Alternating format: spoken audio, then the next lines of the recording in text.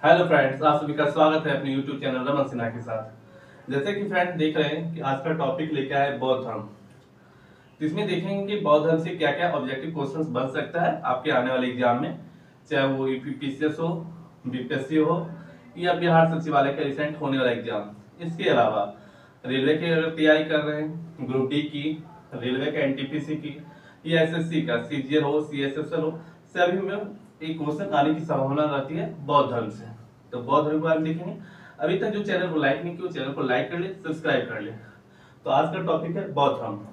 इसमें हम देखेंगे कि बौद्ध धर्म के बारे में एक प्रकार का संक्षेपण पार्ट 1 है। इसमें बौद्ध धर्म का नाम क्या है, मतलब बौद्ध धर्म के संस्थापक कौन है, महात्मा बुद्ध का बचपन का नाम क्या है, महात्मा बुद्ध के माता का नाम क्या है, पिता का नाम क्या है, उनका आश्रम कौन था, उनका गुरु कौन था, ये सब चर्चा एक एक करके देखेंगे। देखिए, कहा जाता है भारत में जो बौद्ध धर्म के संस्थापक हैं, इतिहास के पन्नों में ऐसा दर्ज है कि महात्मा बुद्ध के नाम से ही जाता है, महात्मा बुद्ध। तो पहला ऑब्जेक्टिव क्वेश्चन, बौद्ध धर्म के संस्थापक कौन है, तो महात्मा बुद्ध। बौद्ध धर्म के संस्थापक कौन है, महात्मा बुद्ध। दूसरा क्वेश्चन ऑब्जेक्टिव बनेगा, बताइए बौद्ध धर्म के संस्थापक महात्मा बुद्ध का जन्म कब हुआ, तो 563 ईसा पूर्व मेंशन होगा। 563 ईसा पूर्व में महात्मा बुद्ध का जन्म होता है। कहाँ होता है, नेपाल की तराई क्षेत्र होता है, जो उत्तर प्रदेश और नेपाल के बीच का एक भाग है। तो नेपाल के तराई क्षेत्र में उसका पड़ता है, कपिलवस्तु के निकट होता है। कपिलवस्तु राजधानी हुआ करता था किसकी, तो शाक्य कुल, शाक्य वंश हुआ करता था। उस शाक्य वंश की राजधानी हुआ करता था कपिलवस्तु। वहीं पे एक छोटा सा गांव या जो जगह बोलिए लुम्बिनी पड़ता है। तो लुम्बिनी कहाँ पड़ता है, ऑब्जेक्टिव क्वेश्चन, नेपाल में तराई क्षेत्र होता है। वो क्या है, शाक्य गणराज्य की राजधानी कपिलवस्तु के निकट एक लुम्बिनी गांव था या लुम्बिनी ग्राम था, जो कि नेपाल में पड़ता है। वहीं पे महात्मा बुद्ध का जन्म हुआ। महात्मा बुद्ध का जन्म कहाँ हुआ, तो लुम्बिनी में। लुम्बिनी का है, नेपाल में है, जो कि शाक्य वंश की राजधानी हुआ करता था कपिलवस्तु, उसके नजदीक है ये चीज। तीसरा टॉपिक हम देखते हैं की पॉइंट, बचपन का नाम। ये बचपन का नाम, महात्मा बुद्ध के बचपन का नाम किया था, तो महात्मा बुद्ध के बचपन का नाम सिद्धार्थ था। मेंशन है सिद्धार्थ। महात्मा बुद्ध के बचपन का नाम क्या था, सिद्धार्थ था। फिर नेक्स्ट क्वेश्चन, महात्मा बुद्ध के पिता का नाम क्या था, सुधोधन। पिता ये सुधोधन। तो महात्मा बुद्ध के पिता का नाम क्या था, सुधोधन। ठीक, ये जो थे सुधोधन, ये किसके, ये क्षत्रिय राजा थे। कैसा राजा थे, क्षत्रिय राजा। मेंशन होगा क्षत्रिय राजा, शाक्य वंश की राजा थे, क्षत्रिय राजा थे। वही शाक्य कुल के राजा थे, क्षत्रिय राजा। तो महात्मा बुद्ध के बचपन का नाम सिद्धार्थ, महात्मा बुद्ध के पिता का नाम सुधोधन, जो कि शाक्य कुल के क्षत्रिय राजा थे। ठीक है। अब नेक्स्ट की पॉइंट में है माता का नाम। देखिए, कहा जाता है कि महात्मा बुद्ध के जैसे जन्म हुआ, उनकी 7 दिन के बाद उनकी माँ का देहांत हो जाता है। महात्मा बुद्ध का जन्म होने के 7 दिन में ही उनकी माँ धरती को छोड़ देती है। तो वही कह रहा है, उनकी माता का नाम महामाया देवी। उनकी जो जन्म देने वाली माता थी, उनका नाम था महामाया देवी। मेंशन है महामाया देवी।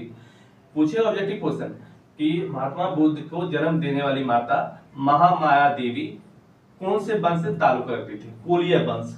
कोलिय वंश है, और जन्म के 7 दिन के बाद इनकी मृत्यु हो जाती है।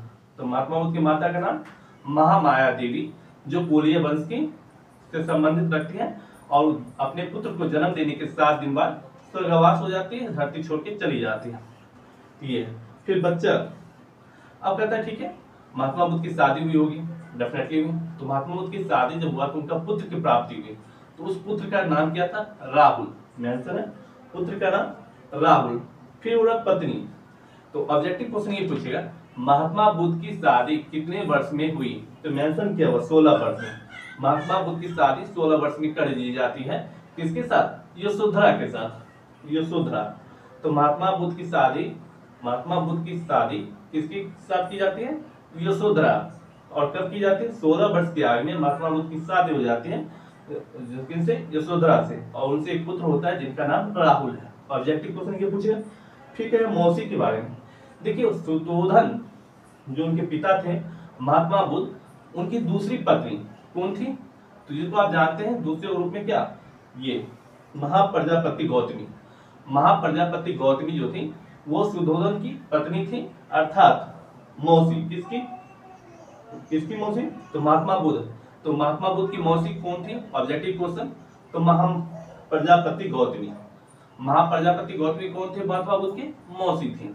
ठीक है, क्योंकि 7 दिन के बाद उनकी माँ की मृत्यु हो जाती है, महात्मा बुद्ध की माँ। महात्मा बुद्ध की माँ जन्म देने वाली महामाया देवी, 7 दिन के बाद उनकी मृत्यु हो जाती है। तो पालन पोषण कौन करती है? महामाया देवी के बाद प्रजापति गौतमी। ये जो इनकी मौसी है वही पालन पोषण करती है, प्रजापति गौतमी। ठीक है, फिर नेक्स्ट, महात्मा बुद्ध को गुरु कौन मिले? तो देखिए महात्मा बुद्ध के बारे में 2 गुरु का चर्चा है। पहला गुरु जो है विश्वामित्र के नाम में हम चर्चा कर लेते हैं। गुरु है गुरु विश्वामित्र। तो गुरु विश्वामित्र ने महात्मा बुद्ध को ज्ञान के रूप में क्या क्या पढ़ाया? वेद पढ़ाया। उस समय वेद हुआ करता था, वेद 4 है, आपको पता है, ये वेदांग 6 है, ये भी है। तो वेद पढ़ाया, उपनिषद पढ़ाया। उपनिषद कितने? 10, वेद 4, वेदांग 6। ठीक है, सूक्ति 10 और 28 पूछता है वेद कितने हैं? 4, वेदांग कितने हैं बताइए? 10 कितना, sorry 6, Veda 4 Vedang 6, Mandal 10 I think, और उपनिषद वही 10 से आई थिंक है, और सूक्ति 10 और 28। तो वही कर रहा है, गुरु विश्वामित्र ने महात्मा बुद्ध को ज्ञान के रूप में क्या क्या बताया? तो बताया वेद का ज्ञान दिया, उपनिषद का ज्ञान दिया, और राजकाज और युद्ध कला का भी ज्ञान दिया था। महात्मा बुद्ध को क्या क्या शिक्षा मिला था विश्वामित्र से? राज कैसे चलाया जाता है उसके बारे में, युद्ध के बारे में जानकारी मिला, युद्ध कला के बारे में, इसके अलावा वेद के बारे में जानकारी मिला, उसके अलावा उपनिषद के बारे में जानकारी मिला। किसको? महात्मा बुद्ध को। किसके द्वारा? गुरु विश्वामित्र के द्वारा। नेक्स्ट है आश्रम। इंपॉर्टेंट क्वेश्चन पूछता है कि महात्मा बुद्ध गृह त्याग, घर से निकलने के बाद कौन से आश्रम गए थे?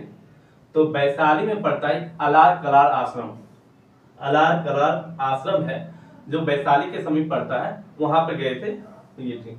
अब कह रहे हैं कि ये, और वहां पर क्या किए? जो अलार कलार आश्रम में गए थे उसमें उन्होंने योग साधना, योग कैसे किया जाता है उसके बारे में, समाधि कैसे ली जाती है उसके बारे में ज्ञान प्राप्त किया। कौन से आश्रम में?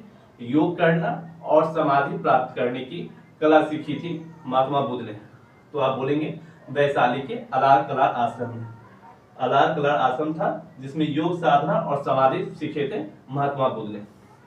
और देखिए 6 वर्ष लगा उनको उरुवेला, एक और आश्रम था उरुवेला, सॉरी करेक्ट कर लीजिए, उरुवेला आश्रम को, वैशाली नहीं, अलार कलार आश्रम था एक, वैशाली नहीं, अलार कलार आश्रम, और दूसरा उरुवेला। तो उरुवेला में उन्होंने क्या किया था? 6 वर्ष तक तपस्या करना सीखा था। अलग अलग मोड में अलग अलग तरीके से तपस्या करते थे, वही है उरुवेला। उरुवेला में तपस्या करते थे, अलग अलग तरीके से वो तपस्या करते थे। तो पहला क्वेश्चन यहाँ से फिर से सुन लीजिएगा। गुरु विश्वामित्र के द्वारा उन्होंने वेद सीखा, उपनिषद सीखा, राजकाज सीखा और युद्ध विद्या सीखा। आश्रम अलार कलार आश्रम में जो महात्मा बुद्ध गए थे, अलार कलार आश्रम में वहां योग साधना सीखा, समाधि सीखा, जबकि उरुवेला आश्रम में उन्होंने तपस्या करना सीखा। तपस्या करते थे क्या खा के? ऑब्जेक्टिव क्वेश्चन पूछेगा। महात्मा बुद्ध उरुवेला आश्रम में तपस्या करने के लिए सीखे तो क्या खाते थे? तिल और चावल खा के उरुवेला आश्रम में तपस्या अलग अलग तरीके से वो करते थे। ठीक, नेक्स्ट क्वेश्चन है गीत। कहा जाता है कि जब वो तपस्या कर रहे थे उसी क्रम में कुछ गांव की लड़कियां या उस एरिया की जहां तपस्या कर रहे थे झुंड जा रहा था, उसमें एक गीत गाया जा रहा था। कौन सा गीत? देखिए, बीना के तारों को ढीला मत छोड़ो, बीना के तारों को ढीला मत छोड़ो। क्यों नहीं छोड़ो? तो उसका भावार्थ ये है कि अगर बीना जो होता है बजाया जाता है, जो सरस्वती माता के हाथों में होता है, उस यंत्र की बात कर रहा है। बीना की तारों को ढीला मत छोड़ो। अगर बीना की तार को ढीला छोड़ेंगे तो उसमें क्या हुआ? मधुर आवाज नहीं निकलेगा। मधुर आवाज कब निकलेगा? जब वो बीना की तार अच्छे से टाइट होके बांधा रहेगा। अगर ढीला छोड़ देंगे तो बीना से स्वर की आवाज नहीं निकलेगा, मधुर आवाज नहीं निकलेगा। ठीक, अगर जोर से बांध देंगे तार को तो तार टूट जाएगा। उससे महात्मा बुद्ध को एक ज्ञान मिलता है। क्या ज्ञान मिलता है? कि हाँ, हमें तपस्या करना है और शरीर के साथ कैसे रिएक्ट करना है, उसको ज्ञान की प्राप्ति के रूप में वो लेते हैं। ये गीत, बीना के तारों को ढीला मत छोड़। ढीला छोड़ने पर स्वर नहीं आएगा, मधुर आवाज नहीं आएगा, और तारने पर टूट जाएगा। तो महात्मा बुद्ध उन दिनों क्या करते थे, तिल और चावल खा के तपस्या करते थे, जिससे उनका शरीर काफी कमजोर हो गया था। तो उनको इसे ये पता लगा कि ज्ञान की प्राप्ति के लिए शरीर को गला लेना भी बहादुरी का काम नहीं है। ज्ञान प्राप्ति के लिए क्या करना है, तो शरीर को ध्यान में रखते हुए ज्ञान प्राप्ति करना है। फिर अब देखिए पहला क्वेश्चन और बनेगा कि महात्मा बुद्ध का निधन कब होता है। महात्मा बुद्ध का जन्म जो होता है, मैंने ये बता दिया था 563 ईसा पूर्व। लगभग महात्मा बुद्ध 80 साल जिए, लगभग महात्मा बुद्ध 80 साल जिए। 463 ईसा पूर्व में उनकी निधन हो जाती है, 463 ईसा पूर्व में उनकी निधन हो जाती है। और देखिए नेक्स्ट क्वेश्चन पूछा, महात्मा बुद्ध को ज्ञान की प्राप्ति कौन सी नदी के किनारे मिला। तो निरंजना नदी के किनारे महात्मा बुद्ध को ज्ञान की प्राप्ति मिला। ठीक है, यही निरंजना नदी। फिर नेक्स्ट क्वेश्चन पूछेगा, महात्मा बुद्ध को ज्ञान की प्राप्ति कौन से वृक्ष ट्री, यानी कौन से वृक्ष या ट्री के नीचे मिला। तो पीपल वृक्ष। नेक्स्ट क्वेश्चन, अब क्या होता है, कहा जाता है महात्मा बुद्ध जो उपवास कर रहे थे कहाँ बताइए। तो कहा जाता है कि जो पीपल वृक्ष के नीचे जो महात्मा बुद्ध उपवास कर रहे थे, उसी पीपल वृक्ष के नीचे एक सुजाता नाम की लड़की आती है, जिसने मन्नत रखा था कि मुझे अगर पुत्र की प्राप्ति हो जाएगा। सुजाता नाम की लड़की आती है क्योंकि उसने मन्नत रखी थी कि अगर मुझे पुत्र की प्राप्ति हो जाएगी तो मैं पीपल वृक्ष के नीचे आऊंगा और सोने के बर्तन में खीर लेके आऊंगा चढ़ाने के रूप में। लेकिन वहां जब आती है तो किसको देखती है, सुजाता नाम की लड़की महात्मा बुद्ध को देखती है और खीर महात्मा बुद्ध को प्रसाद के रूप में देती है। वही वर्णन है, उपवास।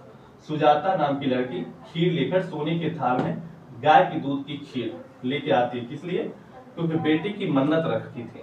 तो उसी उपवास, वो खीर खा के महात्मा बुद्ध उपवास को तोड़ते, ऐसा।